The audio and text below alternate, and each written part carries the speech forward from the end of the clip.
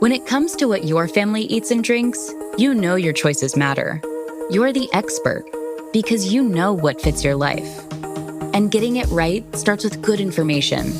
That's why America's beverage companies are sharing more information about our ingredients at goodtoknowfacts.org. No spin, no judgments, just the facts straight from the experts for more than 140 beverage ingredients. Visit goodtoknowfacts.org.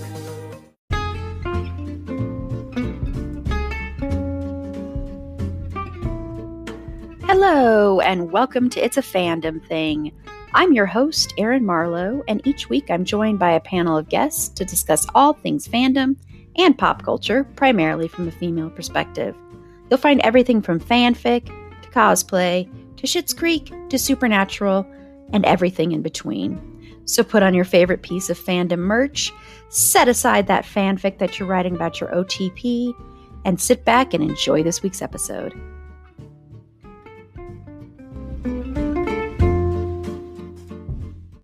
Hello, and welcome to It's a Fandom Thing.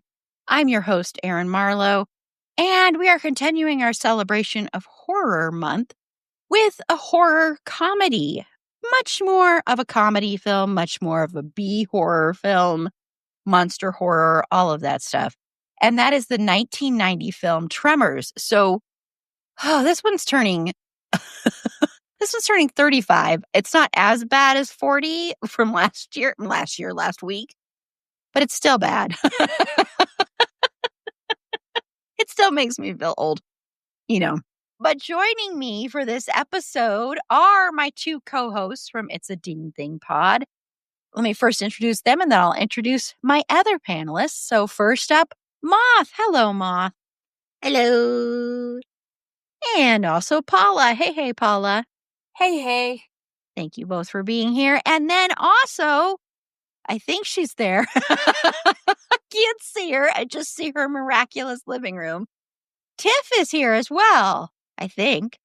So Tiff is here. I will have Tiff introduce herself when she comes back. And Tiff, just imagine, Tiff is in cosplay for this recording. So just picture it. Tiff has a hat on. Tiff has, quote unquote, way too much sunscreen on her nose, much like Rhonda. Okay, so before we get into talking about Tremors, we are going to spoil this movie. You've had 35 years to watch this movie. It's on you. You can watch it on Prime right now and AMC Plus, and I think that's it, but you could rent it, all of that. Oh, she's back. So Tiff, say hello to everybody. Sorry, doorbell rang. Hi, hey, hello.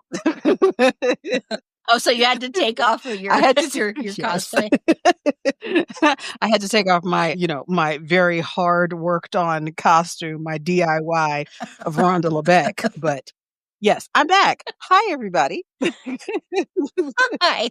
I'm like, you'll have to wear that. You should wear that tomorrow for trivia. Yeah, I have something else for tomorrow. So okay. Don't worry. I'm coming. I'm going to be outfitted. Awesome. Can't wait. So if you're wondering what we're talking about, we are in the midst of horror trivia. By the time you listen to this, we've already had our first two nights, but we still have our next two nights, which are rules for surviving a horror movie. So it's basically trivia about people that didn't follow those rules. And then we're rounding it out with decades of horror. So talking about 1970s, 80s, 90s, and the 2000s in horror movies. And maybe a question about Tremors will be on there. I don't know. This might be prep for some of you. But before we get into talking about our feelings about this, our deep, deep held feelings about this movie, let me first give you the IMDb synopsis. Remember, this is IMDb, Natives of a small, isolated town defend themselves against strange underground creatures which are killing them one by one. That's not that bad, actually. It was directed by Ron Underwood, and S.S. Wilson and Brent Maddock wrote the screenplay, and Ron Underwood also helped come up with the story. It stars Kevin Bacon as Valentine or Val McGee, Fred Ward as Earl Bassett, Finn Carter as Rhonda LeBeck, Michael Gross, one of my favorite TV dads. I watch Family Ties all the time now, by the way. It's on Roku and it's on 24/7. Amazing. So I watch it all the time. As Bert Gummer, Reba McEntire. I was trying to do an accent there. That wasn't very good. As Heather Gummer, Tony Gennaro as Miguel, a bunch of other people. It's too long to scroll through here, so I apologize. But there are other people, of course, in this movie. So what I first want to know, Moth, is on a scale of 1 to 5, how many graboids, as they are lovingly referred to now, do you give Tremors? Okay, so before I give my graboid rating, this is my personal plea to Alamo Drafthouse to please have a Tremors movie party. And you guys don't even have to worry about thinking of the items because I've already thought of them. We would have a graboid stress toy, a piece of perfection, which is just a little container with kinetic sand in it, a little cowboy hat you can clip on. And I can't decide whether the fourth item should be a little like mini sunscreen bottle or if it should be like a little truck on a little keychain truck. I love all of that. I do too. The sunscreen should be in there. I need Alamo Drafthouse to like reach out to you to be their marketing guru because that's gold. That's gold. Please just do it. I'll even come and host. I'll be dressed up like a graboid. I'm down. Let's do this, Alamo. Well, I will tag them in this. And see if we can make that happen. That's an awesome idea. There are so many movies I want them to do, movie parties for. But yes, I love that idea. So, and I love the ideas for the little, the things, the props. Personal plea aside, I would give this movie like about 4 out of 5 graboids. It's very close. Missing just like a couple little things. Yeah. And make them goopy ones. The goopy ones. The goopier, the better. And Paula? I'm going to give this one 4.5 out of 5. I love this movie. I was a teenager. I was a wee thing. And we went and saw this in the theater. My dad, my sister, and I, and laughed our asses off the whole time. And we watched this a lot once it came out on VHS. So it's a family favorite, and we would quote it all the time. And I love this movie. So yes, 4.5 out of 5. So half of it would be the gooey. Yeah, there's a lot of goo. So Tiff, I give it 4.25 graboid. And I too was but a wee lass when this came out. I saw it at a slumber party on VHS, and I absolutely loved it. Even back then, what a great movie to see at a slumber party, because you got the popcorn, you got all of that, and you're just like, throwing popcorn when the things come up. What a fun time. So yes, definitely 4.25. I feel like they could have given us, they didn't have, Bert went there, but I feel like Heather could have gone there even more. That's just the only thing. I love this movie. Like, it's one of my faves. I love it. I love the 4.25 because it's just like a little bit of a quarter of a. Is that just one of like the tentacle tongue things? Yeah. That's what that is. That's Stumpy. I give it a 4.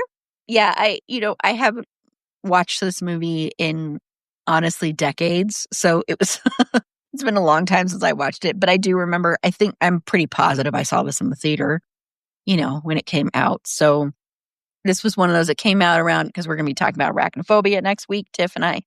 And so it was kind of around the same time. It was kind of like creature features and stuff, but I think it's a ton of fun. And I think the cast is really good for the most part. And yeah, and I like it. It's a fun one. I think it's a great movie for, young kids to watch. as like a creature feature entry, I think it's a really good one for that because it's not too scary at all. And it's gooey and stuff, but it's still not like overly like graphic with the deaths or anything. So yeah, it'd be a great entry. Okay, so let's talk about Val and Earl. And I know I put Valentine, but I do mean Val. Val and Earl here. And we'll talk about them individually first and then talk about their friendship. So, Moth, what are your thoughts on Val, played by Kevin Bacon? I think he's a lot of fun. I don't think what I remember, I don't think we get like exact ages for him and Earl. So my thought would be like maybe early to mid 20s. But he very much gives the vibes of this kind of like excitable, kind of idealistic sort of early to mid 20s-year-old man. Where he's like very just kind of excitable. And like one of my favorite scenes of this movie is where they find one of the graboid victims and he just goes, "What the hell is going on? What the hell is going on?" And he just freaks out. And it's so relatable because, yeah, that would be my exact reaction too if I found out weird stuff is happening to my neighbors in this 14-person town. Because the population is dwindling faster than we can correct the dang sign.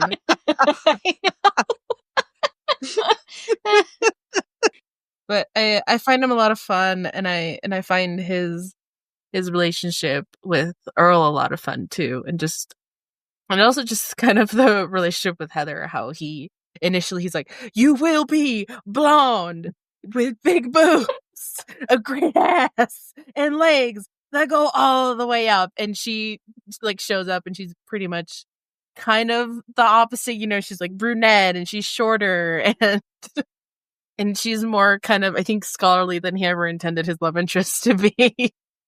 But even just kind of the little bits that we see of his relationship and how it kind of develops with her, I think is also really fun. Of how, like, yeah, he's kind of horny, but he's also, he tries at least his best to be a bit more respectful. Yeah, he's kind of horny. Yeah. Just a little. Well, yeah, if you're in a town with just 14 people. Not many opportunities. The pickings are slim. And here's the thing, does he just go to Bixby to get laid on the reg? Because it seems like a pretty practiced journey to him. Yeah. But I do think like his relationship with Heather and how it develops is really fun. Also, just like, do you mean Rhonda though? Sorry, Rhonda. Heather is Reba McEntire. Yes. That would be interesting. Could you imagine? Ooh. Eat him alive. His relationship with Rhonda is really sweet. I think I was like, especially in the end where she walks up to talk to him and he immediately rips down all of the pictures of previous conquests, one would assume. his pinup dashboard. It's pinup dashboard. He just rips them all down. He's like, "Hey, how's it going?" I think it's just it's really fun. I find him to be a really fun character. And Paula? See, I thought that was more like kind of his vision board of his idolized, idealized, Yeah. I was trying to, every time I've watched it in recent years, I've been trying to figure out if that's like previous conquests, vision board, his pinups that he collects for some reason. Yeah. I mean, I can appreciate the man knows what he wants, even though he will change his mind later, which is totally fine. But, he knows what he wants and he's not afraid to just do what he needs to get that, I guess, because they've got, they're just handymen around the town and, they want something better in life. So they're going to go for it until, nature, if you will, has other ideas. He's goofy and he's kind of like that golden retriever energy. Yes, that's the perfect way to describe it. He's kind of got that goofy. Yeah, I think that's the best way to describe him. Is he's just got that energy, and he's kind of a lovable goofball, and I like that. He's a fun character. That golden retriever is the perfect description for him. So, Tiff. So it definitely, I think when I first saw it, I read him as being, I mean, you're just a wee young thing when you watch this, and it's like, okay, anybody that's an adult is air quotes old. So my thought was that, okay, yeah, he's in his 20s, but 20s was very like nebulous for me at that point in time. So watching it again, and dear daughter and I watched it a couple of days ago, watching it again, I'm like, he's definitely like later 20s. Like I'm giving it like a 27, 28-year-old dude still trying to figure things out. But how do you figure things out in a town of 14 people with the population fluctuating between? Because I'm like, okay, I only counted 11. So where are the other 3? I know. Are they on a vacation to are they away? What's happening here? I love Val though, because I love that you said Moth when I mean, what the hell? What the hell is going on? He's so exuberant with it. And then when in that one of the final scenes when they're trying to get that last one, this one ain't dumb.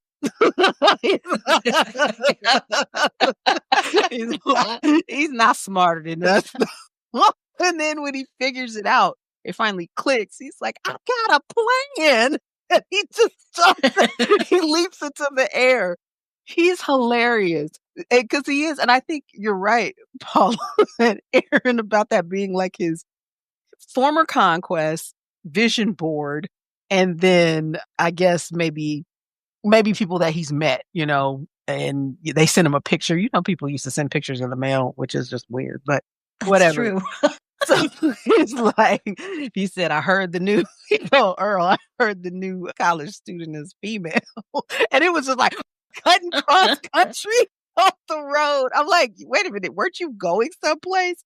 But they said female, and it was like, gone. She's going to have blonde hair, blue eyes, legs up to here, an ass that won't quit, world-class breasts. I'm like, dude, she's not a Barbie. Stop Frankensteining parts, okay? And Rhonda's first look, was of course what inspired me to, slather my face, my nose in moisturizer, as I was telling the girls, and Moth that it's my moisturizer on my nose, and then my hat in honor of Rhonda. So an easy DIY. So if you're looking for costumes, people, last minute things, literally throw on some khaki shorts, some hiking boots, put on your bucket hat, and put on some sunscreen on your nose. You're good to go. Rhonda Lebeck, folks, doctoral student. I love Val though. He's amazing. And Kevin Bacon's hair was herring in this movie. It was herring. I'm telling you, the blonde was blonding. Loved it. Yeah. Loved it. What I first want to start with is talking about Kevin Bacon, because I just want to share this bit from IMDb. So Kevin Bacon originally resented this movie. Kevin Bacon did not like this movie. He only agreed to do it because he needed money for his new marriage and his upcoming newborn child. And when the film was not financially successful, Bacon feared his career was over. And in following years, he would refuse to acknowledge the film's existence and even called it the worst thing I ever did. However, Bacon would eventually come around to Tremors, calling the filming of Tremors to be the single most fun time I've ever had making a movie in my entire career. In 2012, and later admitting in a 2020 interview, when I was making Tremors, I was very depressed and at a low point in my life, and I kind of blamed Tremors for all that. I was bitter against it. I thought it was a career killer. I never watch my movies more than once. Some of my movies I've never seen before and have no desire to. But I've watched Tremors a dozen times. I love it so much, and I spent years trying to capture the same energy we had on the set of Tremors. It's one of my favorite films of all time. And I just wanted to share that because I love the fact that I love Kevin Bacon so damn much. And I just love the fact that he actually re-examined something that he hated for so long and came around to actually loving it and calling it one of his favorite films and saying it's one of the best times. And I just think, it's something we could all learn from, to reflect on things that maybe we thought of as bad, but maybe weren't as bad as we thought, or giving things another chance. So I just wanted to share that because I just appreciate that he was able to change his mind. That's kind of the way he felt about 6 Degrees of Kevin Bacon. When that first happened, he hated it. He felt like people were making fun of him. And then he turned that into something where it's now a huge charity. I mean, literally he made a foundation out of that. So it's one of the things I appreciate about Kevin Bacon is that he can look at things like that and kind of turn it around and look at it from another side. So plus he's just fun to follow on TikTok. Him and Kira Sedgwick are my royal couple in Hollywood. And if you ever break up, I am going to cry for days. So anyway, back to the character. I just wanted to share that. But yeah, Val is a lot of fun. The lines that I would write down the most were Val's lines. And a lot of it is, they're not even necessarily that the lines are so funny. It's the way Kevin Bacon delivers them. I mean, because when that line that you were referring to, Moth, when Kevin Bacon, when Val's like, I mean, what the hell is going on? It's the way he delivers that line in that funny accent. That accent is so like almost exaggerated, but real, but exaggerated. And his physical, he uses his body so well, and his physical reaction to that, and just the way he has this false confidence, but he's not confident. And he has this false bravado and all that stuff. And he wants to be respected so badly. And I think that's why it's so cool to say the golden retriever, because golden retrievers just want to please you. And I think that's really ultimately what he wants to do. And you see that with the Rhonda character, because he does dismiss her. And then he comes around to her. And then he also is like, well, she would never want me. She's too good for me. And then kind of getting over that kind of hurdle there. And he's just a lot of fun. Like, him having any ideas on how to defeat this monster, kind of surprises him. And he also is very pleased and happy with himself. And yeah, I just really like the character a lot. And I think Kevin Bacon does a fantastic job in this. Okay, so let's move on to Earl, played by Fred Ward. So what are your thoughts on Earl, Moth?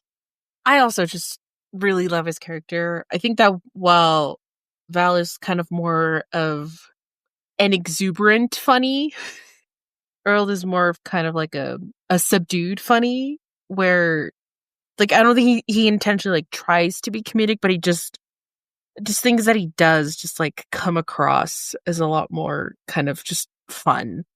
And I think you see it a lot in kind of his relationship and his interactions with Val, and how, because I know you have this on the outline, but the relationship that those two have, I think, is a lot of fun. Because since you mentioned that Val is kind of like a golden retriever, Earl gives kind of that, those videos where it's the older dog with the younger dog.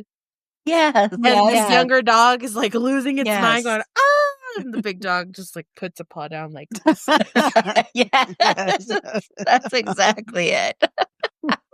I think it's very much like that, and it's just a lot of fun. And I don't think they're brothers, but just their relationship just comes across as very kind of brotherly. And I don't know how they ended up there. I don't think they ever say how they both ended up in this town working together as handymen, but whatever brought them there, thank you, because this is a great duo. In a town of 14 people, it just still kills me. It's I can't imagine living in a town that small. At least when people go missing, I guess. mean, imagine though if you hated half those people. Well, that's a good point. Yeah. You could make them disappear and just be like, the graboids got them. That's true. So, Paula, you nailed the relation, because I was trying to think of like I said, the puppy dog energy from Val. Like, how do I describe Earl? It is that older dog that's just like, stop, just be quiet. He's got that older, wiser, calmer demeanor where, and he even says, like, Val doesn't plan ahead, but he does. So he's got, kind of that wisdom on his side a little bit. I don't know how they ended up there, but yeah, it's town of 14 is way too small. Like, I live in a small town. I like a small town, but that's a little much.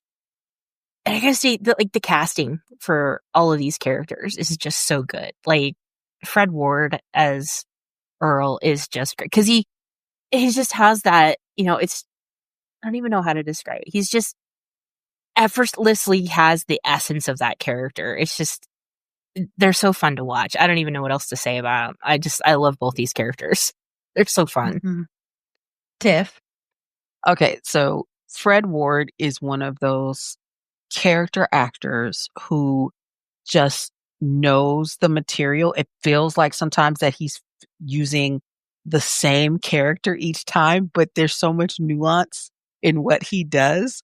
I love Earl because Earl's thing is, yes, where Val is, let's go full speed ahead. We're not going to plan anything. We're just going to go off kind of half-cocked. Earl is, here's the plan. That's his thing. Here's the plan. And this is what we're going to do.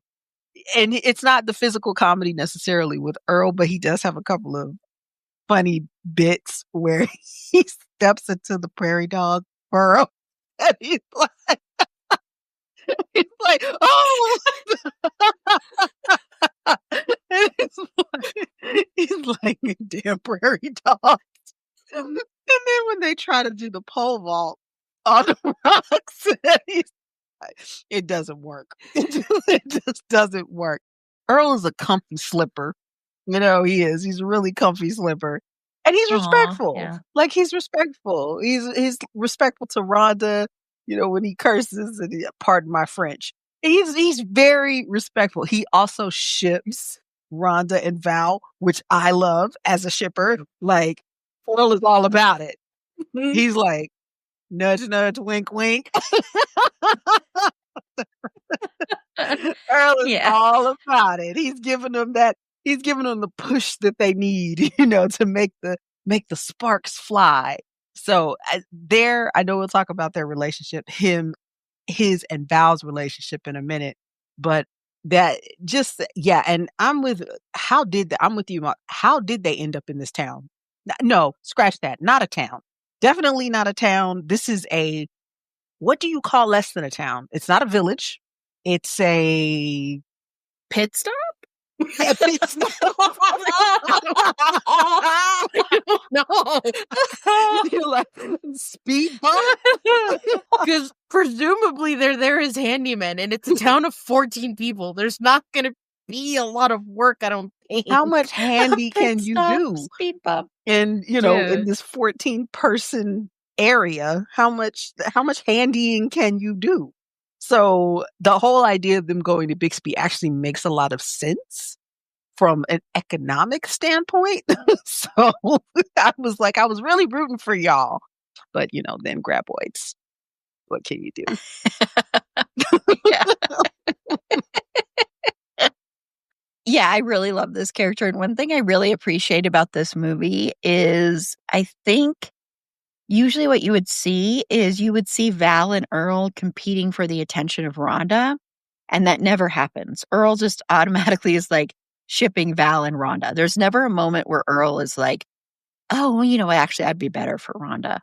That never happens. And I so appreciate that because I really think that's a trope that would have happened. Like, it would have been like an argument between the two of them. And it would have been like, who is the one that's going to win her affections kind of thing. And it's never about that. That never happens. I think Fred Ward does a fantastic job.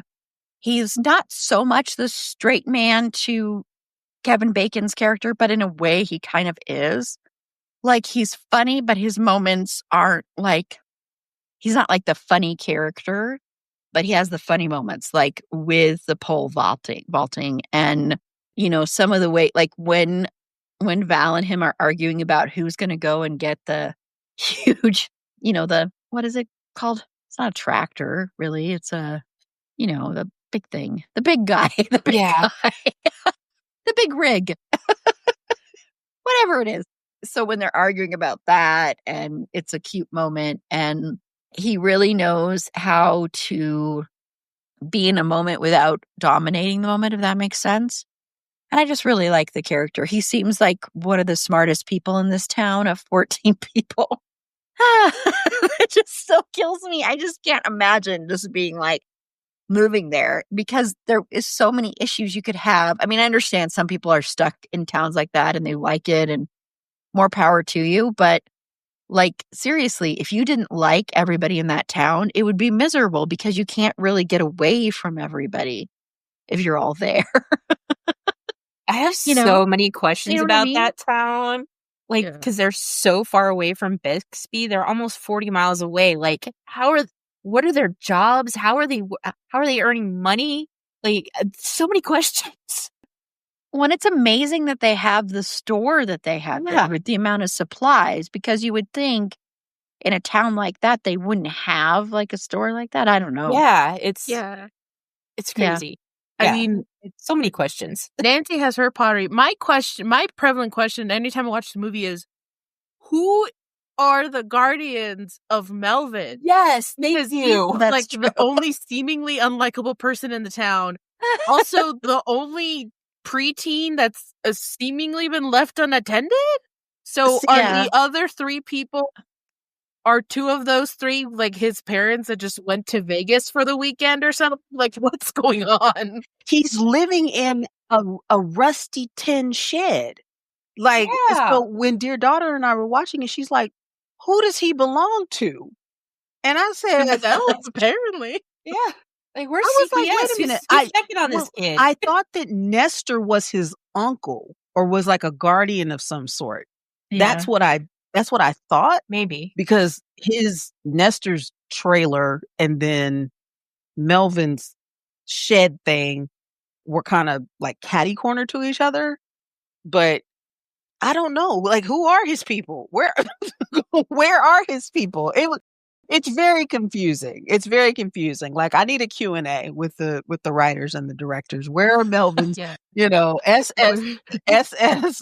SOS, where are Melvin's people?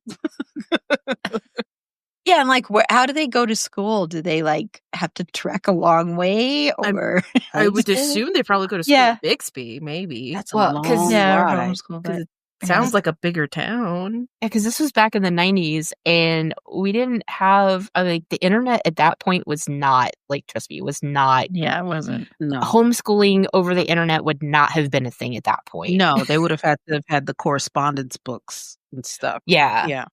Yeah, but my cousins were homeschooled for quite a few years when they were young kids, but that was later 90s. That was a little bit later in the 90s, so that might have been a little bit easier then. But yeah, because that's another question. But yeah, so many unanswered questions about that part of it. But in short, I like Earl a lot. So we're actually going to take our our first break right now, and when we come back, we are going to talk a little bit about Val and Earl's relationship, and then we'll talk a little bit about Rhonda, and then we'll get to the monster. At Sierra, discover top workout gear at incredible prices, which might lead to another discovery. Your headphones haven't been connected this whole time. Awkward. Discover top brands at unexpectedly low prices. Sierra, let's get moving. When did making plans get this complicated? It's time to streamline with WhatsApp, the secure messaging app that brings the whole group together. Use polls to settle dinner plans. Send event invites and pin messages so no one forgets Mom's 60th. And never miss a meme or milestone. All protected with end-to-end encryption. It's time for WhatsApp. Message privately with everyone. Learn more at whatsapp.com. Okay, so we are back. So, Moth, I know you mentioned a little bit, and we've all mentioned a little bit their relationship, but any more thoughts on Val and Earl's friendship and such? yeah, like, I don't know if kind of what, I don't know how these two met or anything. I don't think they're siblings, but they give such a sibling energy, especially with their kind of repartees that they have. Like, I think my favorite one is when Earl tells Valentine, like, oh, like, listen to me, I'm older and wiser. And he tells him, yeah, you're half right. And it feels like such a sibling kind of response. I mean, even in the very beginning of the movie, when Val wakes him up by shaking the truck, he's like, stampede. He's like, that's not funny, man. I was in a stampede. They were gunning for me. It's truly like a very like fun kind of bromance where just Earl just wants the best for his little buddy because he sees him as his silly little guy. And he wants his silly little guy to do his best and to find possibly a good partner, which is why he's the number one shipper, the wingman, so to speak. It's so much fun, and I love it. I love that, the wingman, the number one shipper. He writes fanfic. Yeah. I mean, hey. Would Val and Rhonda Vonda? I don't know. Yeah. Yeah. So Paula. No, I love their dynamic because they do very much have that kind of bickering, but in a loving way, loving sibling type way. There's no animosity behind it whatsoever. They're definitely, because they're business partners too. I mean, they advertise on the side of their truck, Val and Earl, whatever. Yeah, they do seem to be very trusted in the town because they're doing jobs for like everybody. And everybody just kind of automatically kind of like listens to them when they're trying to like kill these graboids or get out of the town or whatever. Like everybody relies on them because they're like, the trucks are broke. We got to, somebody's going to have to ride the horses. And everybody just looks to Val and Earl. It's like, and they just accept it. It's funny. And I like how they're just, why are we even still here? Well, we're just, all right, we're going to get out of here. And they make the decision, they go. They work really well together. Their dynamic is really good. Like as characters and as actors, they mesh really well together in that dynamic. And they're just so much fun to watch because they're in this ridiculous situation of these killer worms, basically. And they're smart guys. They're very smart guys. But yeah, I don't know what else to say. I love them. I love them. I love this movie. It's just so much fun. It's just so much fun. Yeah. So Tiff. They give me half brothers who didn't necessarily grow up together in the same household energy. Yeah. Like, I feel like Earl was, already outgrown, maybe in the military. And here comes Val, like 17, 18 years younger and everything. And Earl would come home on leave or whatever. And he's like, hey, little brother, that sort of thing. But they didn't grow up together. But now they are together and they're super tight, but it does give very much sibling energy to me. They mess with each other, they meddle with each other, they poke at each other, but it's all in good fun. To me, it's never mean spirited. It's never, at all. Like you can feel like Earl wants to take care of Val when they're stuck on the rocks, when they're stuck on the boulders. And he's like, you want to see if our little friend's still here? And he's like, watch out, Valentine. That thing's got a good 6-foot reach. And he's like, thank you, Earl. It's very like younger siblings, stop telling me what to do type of energy. That's exactly how my sister would talk to me. Thank you, Tiff. Like I know everything. I know what I'm doing. And what happens? The thing comes up and it's above 6 feet. So Earl was right. But I love that they have each other's backs. Like no matter what, they have each other's backs. And like we said, he's, Rhonda and Val's number one shipper. He's the wingman. He's the one that's like, he's going to end up being the best man at the wedding. He'll be the godfather of their firstborn. and, and he's going to be there for like all of the big events. Heck, he might live in the back house. I don't know. It's all love though. It's all love. Their dynamic is so fantastic though. There's nothing that's off-putting to me about it, like at all. And a lot of times I think in a movie that you would see that there's something about a relationship, whether it's familial, whether it's friendship, whether it's romantic, something will turn you off about the dynamic. And this one never does. This one never does. And I don't know if it's because the movie is just so darn, fun and just, it's lighthearted, even though it's, about these aliens that live under the ground. I don't know. Wink, wink, nudge, nudge. But that's a shout out to Earl. He's like, I vote for Alien. He's like, these ain't local boys. So I love it though. I love their dynamic. It's amazing. They should make more buddy films with this kind of dynamic, because I think it really, really, really works when you have that. It really works well. Yeah, I agree. And what I was doing when I was looking at things is I was like, archive of our own and, fanfic for everything. And I was just curious because even though I view this as a very platonic sibling relationship, I was like, I'm sure there are people that ship these two together. And there are some like that, but it doesn't seem to be an overwhelming amount. There are only like 193 fanfics out there for Tremors. That's for all the movies, not just the first one. So it's a very small, niche little fandom on there. But yeah, I really like their friendship, and I agree with that half sibling thing where they probably didn't meet each other until later kind of thing is the vibe it gives. And they tease each other, they give each other a hard time, but at the end of the day, they have each other's back and they would like do anything for the other person. And they really love and respect each other. And the fact that they both want to get out of that town together speaks to that, where they're not like, I am so sick of being around you in this only 14-person town and I want to get away from you. Instead, let's go to a bigger town and let's just keep being friends and staying together and working together. So they have to like each other in order to do that.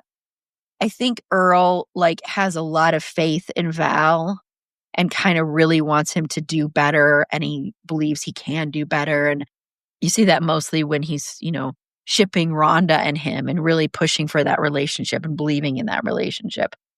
So yeah, I really like their relationship a lot. I think it's a great friendship, and I love seeing healthy male relationships in films because it's very rare, sadly, that you see any kind of healthy male friendship where there's not competition. That's why I'm saying there's competition for who's going to save the day, but that's not really the same thing, I don't think. But that's why I so appreciate that they weren't competing for Rhonda. They weren't competing to get the girl. They really, really, like each other, So I like their relationship. Okay, well, I did want to talk about Rhonda because Rhonda is the, the female hero, the female, final girl in a way in this film, even though there's lots of final people that survive. But you know what I mean? She's kind of fits that mold. So, Moth, what are your thoughts on Rhonda? Again, I love her. I don't think there's a character in this movie I don't like, except for Melvin. He can go kick rocks. I love her. She's so smart. She's so capable. She is never one thing I like also is that she's never really kind of overtly, grossly sexualized too. She is sexy in her own way, but it's not kind of gross the way it's ever kind of portrayed. I love that she just shows up to the town. She's like, oh, I'm here for 2 steady seismographs. And she is completely unaware to what's going on in the town until she comes face to face with one. And she's like, oh, okay. Listen, I have information. I think there's more of these. And it's like, yeah, let's get it. And I also love that just whenever it comes to kind of dealing with the graboids and figuring out, everyone defers to her. And at first it really confuses her. She's like, why is everyone looking to me? Why do you think I have all the answers? But I think truly to everyone in that town, I think maybe perceivably from their point of view, she's the most highly educated person. So of course she's going to be able to kind of figure out faster and probably better, like, oh, this is what's going on, this is what we got to do. And she can hold her own against these things. She figures out. I love when she says, like, oh, we can get across if we just hop on these residual boulders. Like, I love that. I would have just called them rocks. She's talking about residual boulders. I think that was the first time I ever heard that word as a youngin'. And it's great. And then later when she's in the water tower and she kicks that water pipe to cause a distraction, and she just like goes all in and is just willing to like hold her own against these unknown threats.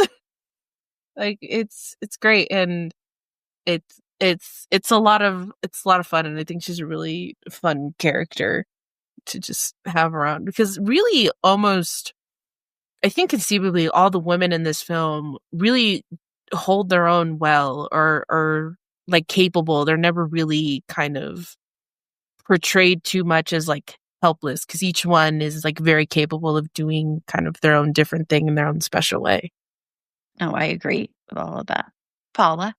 Yeah, absolutely. I love the fact that they could have, like you said, Moth, they could have, one, very easily sexualized her, and two, they could have made her just the damsel in distress that, you know, you have Val and Earl, who are obviously, you know, the quote unquote heroes of the movie. And it could have just been a lot of, you know, saving her, and that didn't happen. She was just as much a hero as they were. And I really appreciate that fact, because especially when this movie was made, I mean, that would not have been out of the realm of possibility for a movie like this, where they just would have made her almost a caricature, especially being an educated woman. They could have mocked that in the film, and they didn't do that. And they actually did look to her for answers. And she's like confused. It's like, well, yeah, you're a scientist, basically. Why don't you have the answers? Of course you have the answers. So I really like the way they wrote that character, and the way she portrayed her as someone, like you said, Moth, very capable, held her own, not just against the graboids, but, you know, she was able to hold her own against the guys. You know, they were equals. There was no like power balance or anything like that. There was no like, you know, we're the guys, we know what we're talking about, you're just a girl. There was none of that. And I really do appreciate that about this movie. Yeah. Tiff? Yeah, I mean, this is 1990, and we all know what women were portrayed like in action films and horror films and things like that. You're going to see a lot of heaving bosoms and very short skirts and things like that. So the fact that obviously Rhonda is our protagonist, but even to a certain extent, Heather, and then Nancy, I was about to call her Mindy. No, that's a little girl. Nancy, none of them, you know, have anything remotely provocative, you know, in terms of clothing or anything like that, in terms of the way they're moving their bodies, in terms of the camera panning on them at any time. It's all it feels professional, you know, like we're taking Rhonda very seriously because she is a professional. She's getting he says it twice, you know, that she's a PhD student. And then at the end, Val says, oh, goodness, you know, for God's sake, she's getting her doctorate, you know, that sort of thing. So they're locking in on how intelligent. Look, it takes a lot to go get a doctorate. So they're locking in on how smart this woman is. And then even when she loses her pants, because, hey, it happens. You're going to lose. Take those pants off. You don't want to get grabbed by that graboid. So you're going to take those pants off. But even that is not sexual. It's a necessity. And, you know, she's got also very basic white drawers, you know, very, very comfortable, full coverage on the back, no booty cheeks flapping in the wind at all when she's running. It's just all very professional. So, I mean, you know, and when Val is cleaning her up, it feels respectful. It feels extremely respectful. And I like that they give her that agency to be the subject matter expert, even though we don't necessarily know what these things are. You know, Rhonda is flying by the seat of her pants the same as everybody else. yes, she can come to she knows how to use the scientific method to get to a perhaps better conclusion, but she's still like, what the heck are these things? She's like, they precede the fossil record. She's like, so where were they? She's just as confused as everybody else. But I love the fact that her relationship with Val, and this is a short frame, this is a short time frame. What are we talking about? We're 2 days, maybe 3 days. It's a short time span, but we see the respect that he gives her. We see the respect that Earl gives her. The people in the town, they look to her as she's a scientist. So in their mind, she's a scientist. She has the answers. So they look to her for that. I like the character a lot. I feel like it's one of the strongest portrayals of, air quotes, the final girl that you'll see in a horror film, even though, like you said, Erin, everybody survives pretty much. It's everybody of importance survives in this. Yeah. But I still think it's important to show that she's not sacrificed for anything. She's, she doesn't make like, oh, I'm going to walk out in the middle and, and let this thing get me so Val can survive and Earl can. No, when that thing was coming toward Val at the end, she jumped out of the way with Earl. She and Earl went in two opposite directions. So my girl was about self-preservation, and I love that for her. And I love that for us as well. So good job, Rhonda. Tip of the cap to you. Yeah. Yeah, I really like this character because she's never dumbed down. And like you pointed out, Tiff, it is interesting because there is a scene, of course, where she takes her pants off, but it's never sexualized. And that's so refreshing to see because at first you could be like, oh, yeah, of course they're going to have her take her pants off. But it's not done in a sexual or titillating way. And it's done more out of necessity. And she never loses who she is. She never turns into like a helpless person. And I really appreciate that about her. She's smart from the get-go.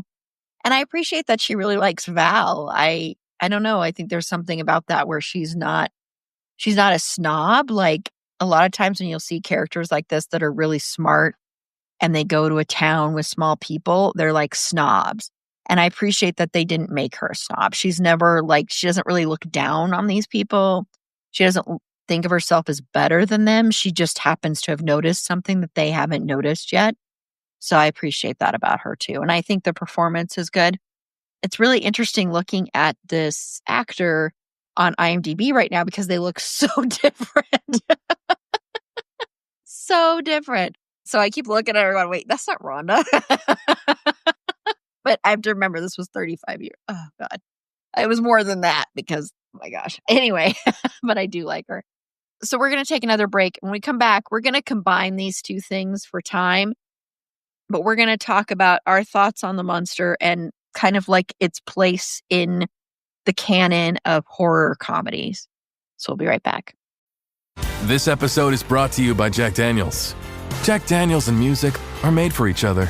They share a rhythm in the craft of making something timeless, while being a part of legendary nights. From backyard jams to sold-out arenas, there's a song in every toast. Please drink responsibly. Responsibility.org. Jack Daniels and Old No. 7 are registered trademarks. Tennessee whiskey, 40% alcohol by volume. Jack Daniel Distillery, Lynchburg, Tennessee. Okay, so Moth, what are your thoughts on the monster, the graboid, and its place in like history of horror comedies and monster films? I'm going to preface this by saying I have not seen any of the sequels and I have no desire to. So no one asked me anything about them. The first one exists and that's all for me. If you like the sequels, fabulous. I like the first one. We'll diverge in the woods that way. But I love the graboids. I love it when creatures from features feel like a real thing. Like it feels fully kind of fleshed out, so to speak, because it tunnels under the ground and it's got these like weird tentacle-y things that make sense because they grab its prey and bring it towards it, and its little mouth opens up and it so it can eat things, and when it opens its mouth, it's all like fun and goopy and gross. And when it's spoiler alert, just gets smushed. Again, there's a lot of fun goop that just flies around.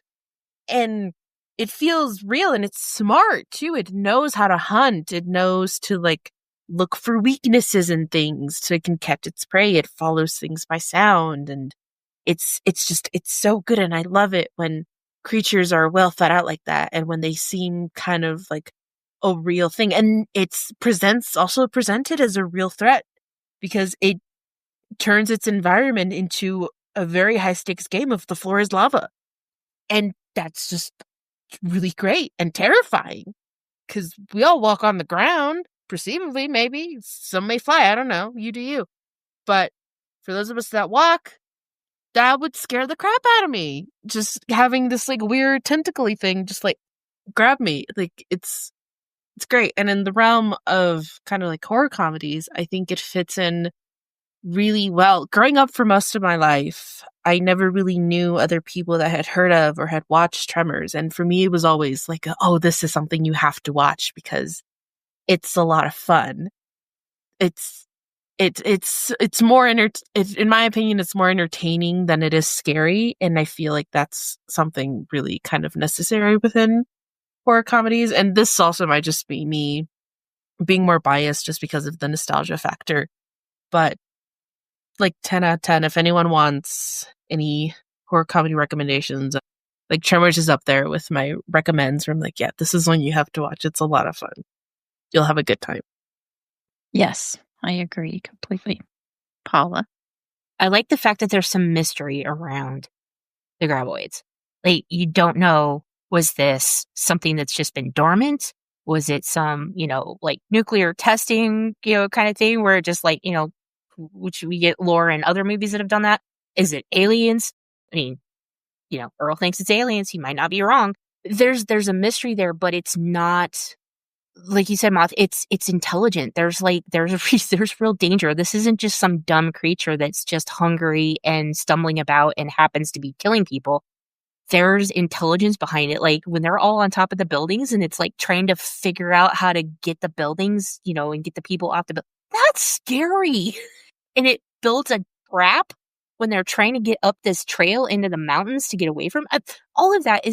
That's they're working together as a pack, and is there communication? There's a lot of questions, but they're good questions because, how am I trying to say? Going into how this holds up, I think the movie itself holds up really well, and because of a lot of those things, where you have the characterizations, you have these monsters that are very believable and have some good qualities of like I said, the mystery and the intelligence and how they go about trying to kill people basically. But just overall as a whole, I think the movie holds up, one. And as a horror comedy, I mean, it absolutely holds up. If this movie had been made today, as it is, no changes, all that. If this movie had been released today versus 35 years ago, they wouldn't have had to change anything. There's not a lot of, I can't think of anything problematic with the film itself. I think it would do really well. I think it's a really solid entry into horror, into comedy. It's a good entry level, like you said, Erin, for kids or people that are not really sure about.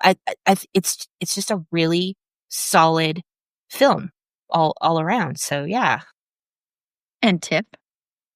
So thank you, Moth, because yes, it is the floor is lava. It is.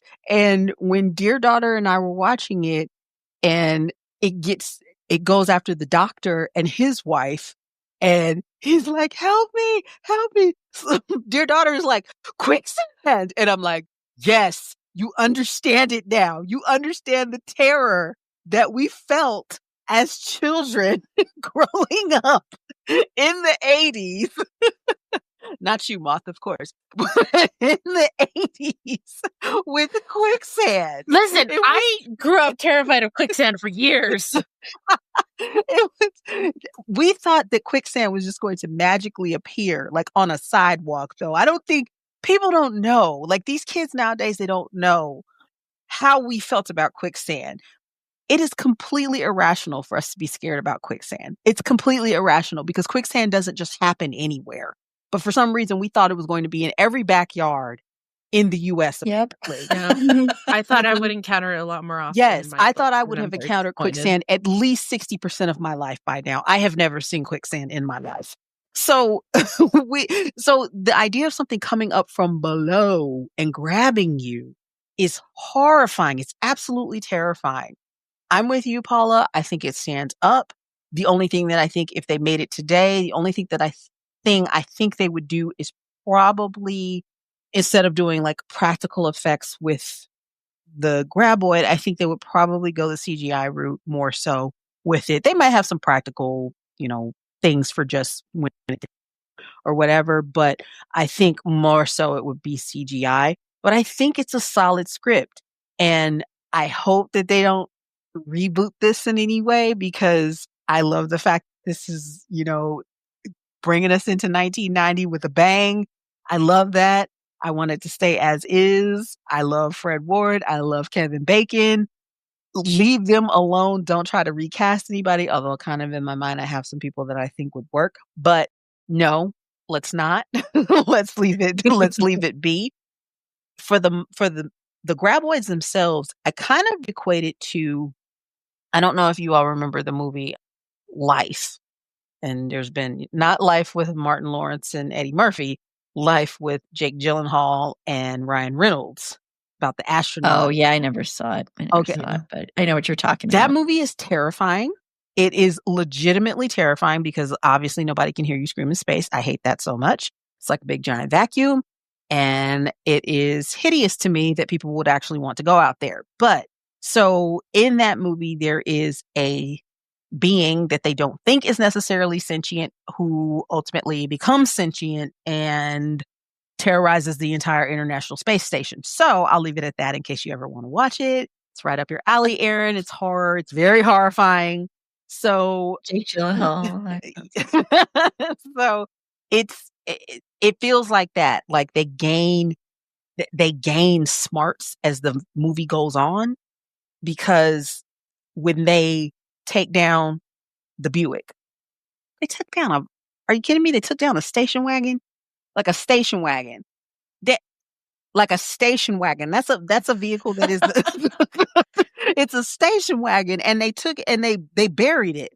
And it was like this. It was facing up. It's not like they just sunk it down below. It stood up like the Empire State Building. No. Why do these things know how to do that? So the idea that it's a great foray for young viewers to catch up. Like if you have an 11-year-old or 12-year-old, I think this would be a funny movie, mixed in with a little dash of horror for them to see. Wouldn't be too scary. Wouldn't give them necessarily nightmares. It feels like the Meg to me. That's kind of, I think, what our funny, haha, but kind of scary kind of movie is, that equates to Tremors. And Erin knows how I feel about the Meg. It's one of my favorite movies. I love it too. I love that movie so much. It is, yes. Now you talk about a perfect movie, the Meg. It's so much fun. It's so much fun. And just like we ignore the Tremors sequels, we ignore the Meg's sequel as well. That was just, I don't know what you were thinking. I don't know what you were thinking, movie makers. Boo. And I root for Meg to kill them all. Maybe not all of them, but like some of the humans. Not everybody, but most of them. Yeah. I'm always rooting for the monster.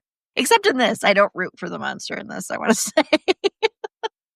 Yeah, so that's an interesting thing. Because usually in like, if there's anything where like there is like, like in Jaws, I root for Jaws and that kind of thing. Like I usually will root for the supposedly evil creature.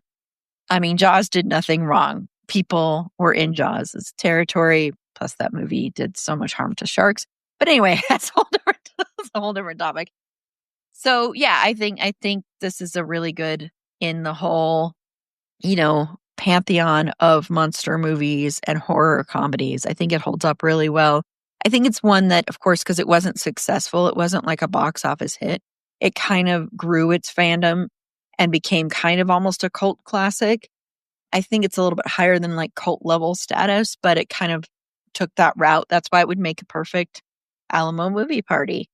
So yeah, I can't wait till Alamo gets on that. That would be so awesome if that happened. And they better give you all the credit or have you involved somehow. But yeah. So yeah, not much more that I will add except just to say that I think it is also just, again, I'll reiterate, and I'm sure Tiff, since Tiff showed this to her daughter, I think this is a really good entryway for this genre of film. I think it's a really good entry film. I don't know if Tiff's going to be showing Arachnophobia next. This Tiff's the only one that's going to be on that one. Yeah. I told her, I was like, okay, it's more podcast prep time. So she's ready.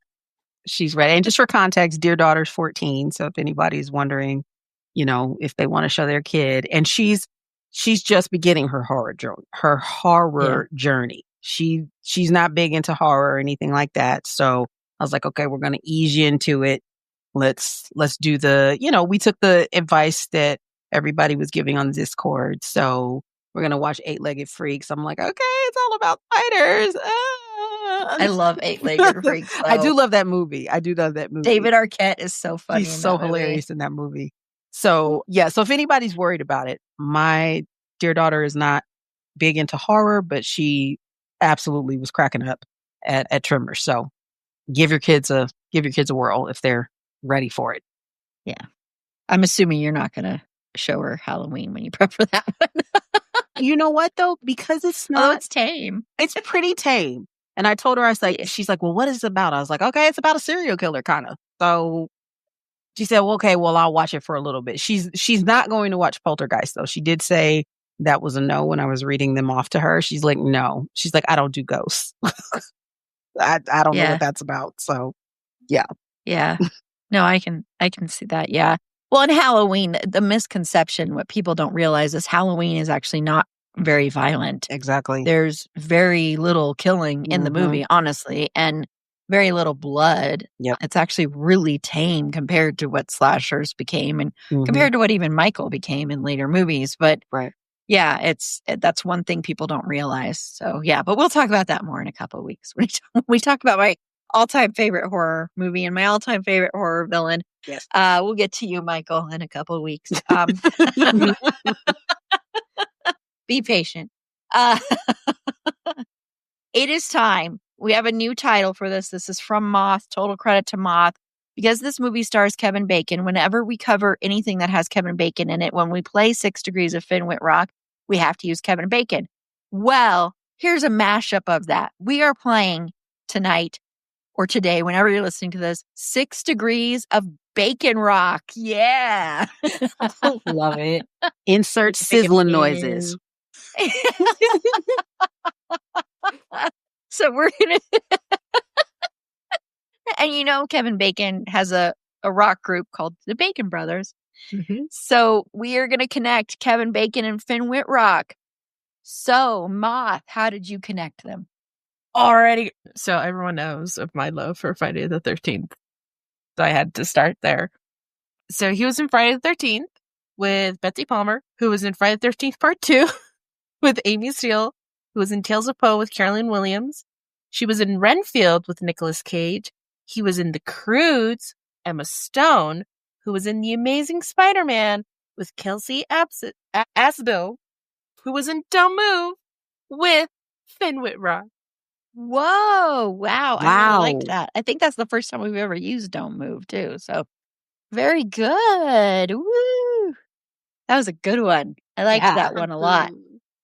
Very good. So, Paula, I didn't even ask if all of you played. I just assumed you all played, by the way. So, Paula. Okay. So, mine's not nearly as good, but I did. Kevin Bacon, obviously, was in Leave the World Behind with Julia Roberts, who is in The Normal Heart with Finn Whitrock. I still like it because I love The Normal Heart. One of the few Ryan Murphy things that are great. That man needs to be stopped, but at all costs. At all costs, yes. Yeah, we're not threatening. We're just no. No, I'm just putting that out. Creatively. Creatively needs to be stopped. He Stop needs to be greenlighting. stopped. Please, begging. We're begging. Yeah. Hollyweird, just please stop. Of course, we need to stop watching his stuff. That's part of the problem. I mean, the general I'm part of the problem too. I've watched a lot of his stuff. So, yeah. Anyway, so Tiff, how did you connect bacon to rock? So Mr. Bacon, Shakin' Bacon, was in Frost Nixon with Frank Langella, who was in Noah, which starred Mr. Finn Woodrock. Yay! That was a good one too. I like that we all used different movies.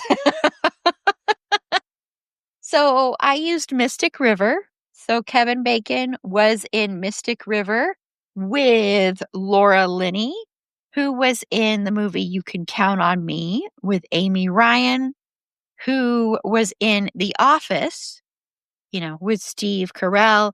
She played the love interest, the soulmate of Michael. And Steve Carell, of course, was in The Big Short with Mr. Finn Wittrock. Sometimes I'm like, okay, we've been using The Big Short a couple times. I was going to avoid it, but then I was like, nah, I like this connection. So I will use it anyway. So thank you both for playing. Thank you both. There are 3 of you, Erin. Do math. Thank you. Thank you thrice. Thank you thrice for playing 6 Degrees of Bacon Rock. I love when we cover Kevin Bacon things because then we can do the game real justice. We won't be covering anything else with Kevin Bacon except for, I think, has Kevin Bacon been in stuff with Colin Farrell or Ryan Gosling? Now I can't even remember. Yes, Ryan Gosling, Crazy Stupid Love. Yeah, so maybe with Ryan Gosling, I might. But you have to use Ryan Gosling because we're covering Ryan Gosling. So, so never mind because Tiff's on that one. So, have to start preparing and for that one and Colin Farrell. But anyway, thank you all for joining me for this episode. I had a ton of fun.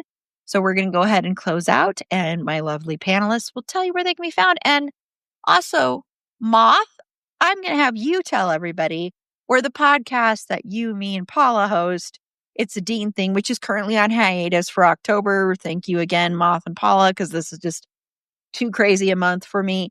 But we're on hiatus, but we'll be back in November. So Moth, take it away. Where can that be found and where can you be found?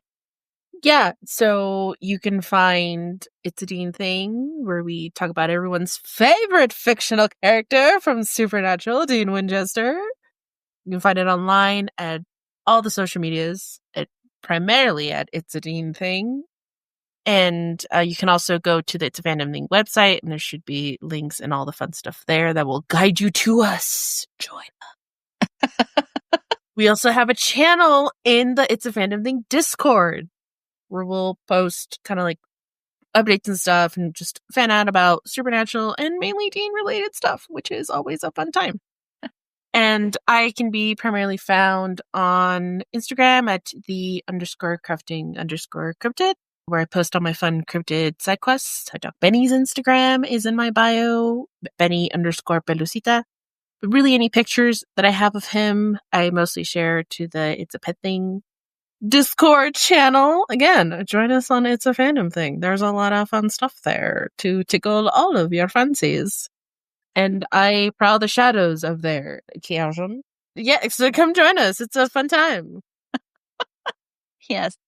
And also on there is a specific channel that is dedicated to Paula supposedly doing an activity.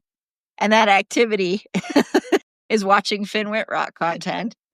So Paula, who supposedly is watching Finn Wittrock stuff, it's a Paula watches Finn Wittrock things. It's, it's a dusty channel, doesn't get too much activity. Every once in a while, Paula's like, hey, boo, surprise. So Paula, tell everybody where you can be found not watching Finn Wittrock things. when I'm not dusting off the cobwebs, I'm still hanging out in the channel, which is primarily where you can find me. But if you want to follow me, not be active on social media, you can find me there. And it's my sandbox. That was funny. I'm more active in the Finn Wittrock Paula watches Thin Whitlock channel than I am on social media. That should really tell you how not active you are. I lurk occasionally to find out what's going on in the dumpster fire of the world, but I don't post. It's in the Discord, so come follow us there. Oh, that was funny. It's true. Yeah. I loved that. So, Tiff, where can everybody find you? So you can find me at Who Is Tiff Is Me. I'm mainly on the Discord, and you can find all sorts of goodies, including, of course, It's a Dean Thing, which always has some great deep dives into everyone's favorite spooky supernatural character, Dean Winchester, of course. And there's pets, so you can see Fergie the dog. You can see Carla's cats. I have a cat. Moth has a puppy. So lots of cute animals in there. We talk about books. We talk about TV. There's a whole lot of stuff going on in there. So come along and say hi because we have fun. Yes, we do. So as you have heard, the Discord, well, actually, you know what? Fergie was mentioned. I am so sorry, Fergie. Fergie is really upset at me. You know, I'm obsessed with the dog Indy from Good Boy. And I think she's feeling a little bit like, hey, what about me? I also love horror. I could have been in a horror movie. I would be the killer. I wouldn't be like the hero, but I could have been in one. What in the world? Why are you choosing this indie dog over me? But anyway, she's a cute dog, and she does love horror movies. She really seriously does. She loves Abbott Elementary, which is back, so she's very happy. And she also loves true crime. Follow her on TikTok at Schroeder and Fergs. That's SCHROEDERANDFERGS. It's long, but it's worth it. And to find that Discord server that everybody has been talking about and all our other social media content, or links, and also links to all our previous episodes. We have 600, a little bit over 600 now episodes. You can go to our website. It's a fandomthingpod.com. And while you're there, you can click the Support Us tab. You can find our Redbubble store where you can buy some merch, like it's a Fandom thing, it's a horror thing, it's a Dean thing, it's a fanfic thing, it's a snail thing for the snail propaganda movie Deep Water. We have one for Doctor Who on there. We have a bunch of stuff in there. So you can find the merch there. And you can also find links to our Patreon, where for as little as $3 a month, you get bonus content, you get ad-free episodes, you get early access to episodes, and you also occasionally win prizes. Like our Patreon supporters right now are competing for our horror trivia event for the prizes, but they're not competing by playing trivia. No, they have people playing for them. They have people doing all the hard work for them, like Moth and Paula and Tiff. And then they choose their player, they get those points, and then they can potentially win some fantastic prizes that have been donated. So click the Support Us tab again on the website. It's a fandomthingpod.com, or there's a handy little link in the show notes that you can click to become a Patreon supporter today. And I'll love you just a little bit more than I love the rest of you, but not in a creepy way. Not in a weird way. Erin's like, ew, poor. And next week, Tiff will be returning to talk about spiders crawling all over us. We're going to be talking about another horror comedy, another one that came out in 1990, Arachnophobia, starring another one of my childhood fathers, John Goodman. John Goodman, though, is above. I'm sorry, Michael Gross. I love you in Family Ties, but John Goodman as Dan Connor is like one of the ideal father figures for me growing up. So yes, I anything having to do with John Goodman, I love that man. So we will be talking about Arachnophobia next week. And then in 2 weeks, it's Halloween. We're talking about Halloween. And then it will be Halloween when we release that episode. But Halloween 1978, let me be very clear, the original Halloween. So yeah. So until next time, remember, it's a fandom thing. Black Lives Matter, stop Asian hate, and free Palestine.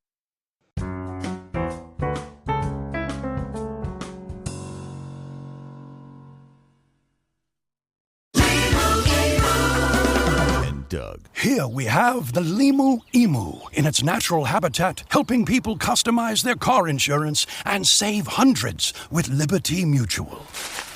Fascinating. It's accompanied by his natural ally, Doug. Limu, is that guy with the binoculars watching us? Cut the camera. They see us. Only pay for what you need at libertymutual.com. Liberty, liberty, liberty, liberty. Savings vary. Underwritten by Liberty Mutual Insurance Company and affiliates. Excludes Massachusetts.